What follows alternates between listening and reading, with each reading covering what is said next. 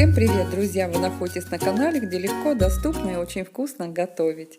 Сегодня у нас очень приятный и самый, наверное, вкусный торт. Это пьяная вишня в шоколаде. Этот необычный рецепт я нашла в очень старом журнале и решила приготовить. Торт получился восхитительный, необыкновенный, и он очень интересно готовится.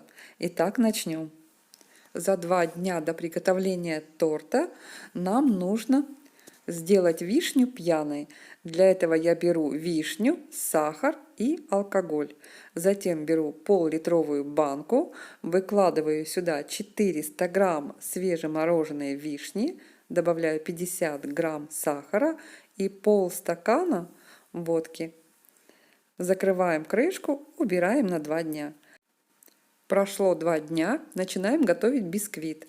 Я возьму где-то 200 миллилитров муки, 25 грамм какао, и нам нужно все это просеять, чтобы в сухой массе у нас не осталось ни одного комочка, и мука насытилась кислородом.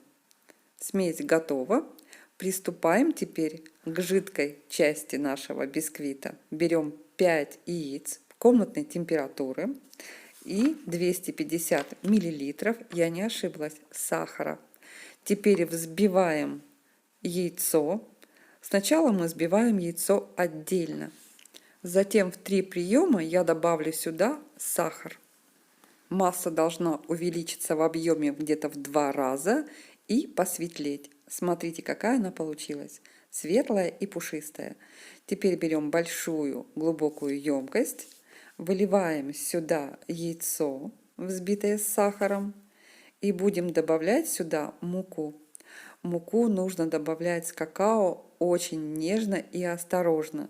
Здесь у меня ускоренная съемка, но я это делала очень потихонечку, очень тихо и тоже в 3 приема. Масса должна сохранить свою воздушность. Теперь берем форму. У меня форма 22 сантиметра. Я выливаю сюда тесто. Форму я заранее смазала маслом и обсыпала мукой.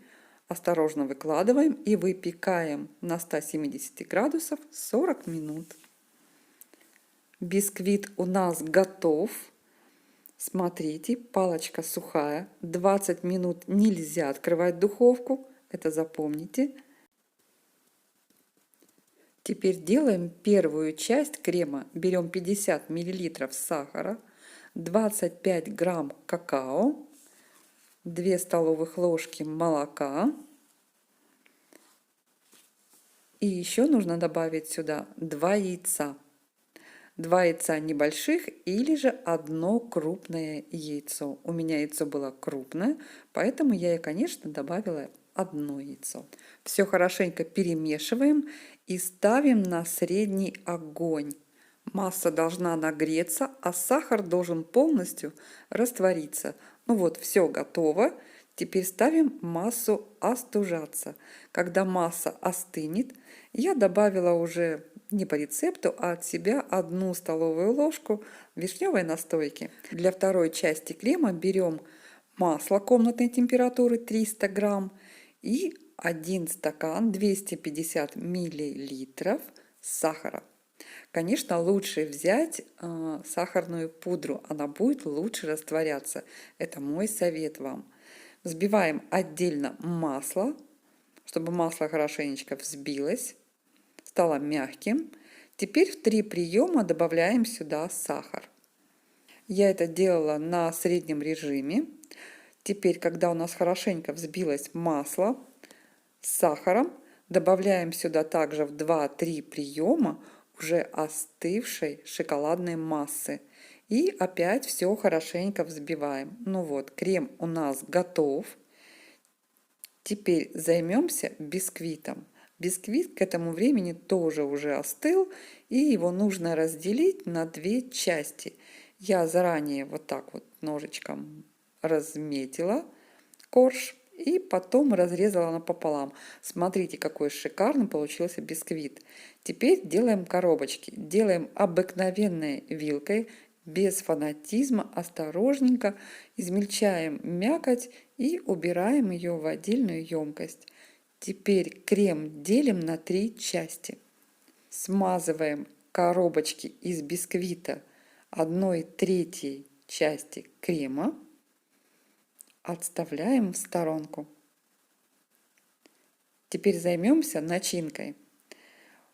В крошку бисквита добавляем 1/3 крема. Все хорошенько перемешиваем.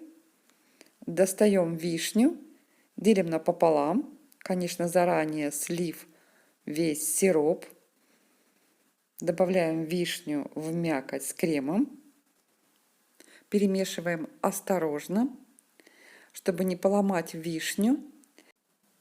Теперь приготовленной начинкой заполняем коробочки из бисквита. Я выкладываю и немножко прижимаю, утрамбовываю. Не бойтесь. Теперь сверху на первый корж намазываем оставшийся крем.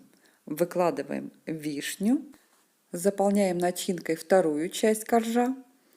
Все выравниваем и переворачиваем на первый корж. Как-то так. Немножко подравниваем крем. Теперь делаем глазурь. Я решила сделать глазурь сама. Беру 2 столовых ложки сахара, 1 столовую ложку какао. Это уже проверенный рецепт. Размешала сухие ингредиенты. Теперь добавляем сюда сметану или молоко. Или 2 столовых ложки сметаны, или 2 столовых ложки молока. Кладем масло 1 столовую ложку и на среднем огне будем варить глазурь. Если она получилась густоватой, добавьте туда же немножко молока, чтобы удобнее было разравнивать нашу глазурь по тортику. Ну вот, наш торт готов. Ставим его в холодильник на пропитку, а утром наслаждаемся. Приятного аппетита! Подписывайтесь на канал, поставьте лайк, если вам понравилось видео. Берегите себя. Пока-пока. До новых встреч!